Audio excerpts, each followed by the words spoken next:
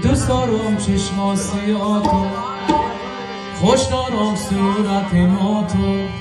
آخه دل میبری از من، تو با می طرز نگاه وای از این تو.